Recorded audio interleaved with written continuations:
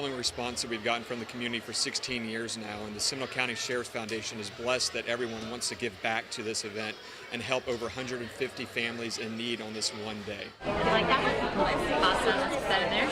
It's a major help, being that you work so hard and certain things you just can't afford, and you need the help and the stability, and the help of the Seminole County Sheriff Department helps me out tremendously.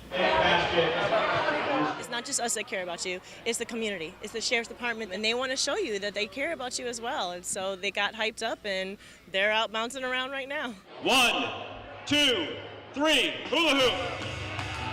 To see the look on these children's faces, quite honestly, the families' faces, when they're able to provide a Christmas for their children, is just absolutely wonderful. Many of the folks here would not have these opportunities, and it's great that we as a community get to come together now for 16 years and to provide this. And it's just, it's a humbling effect. And I'm going to put this one back. That you're well loved by the Seminole County Sheriff Department, the Christmas Village, and the staff. Well loved. They treat you just like their own. Everyone. You can never have enough love.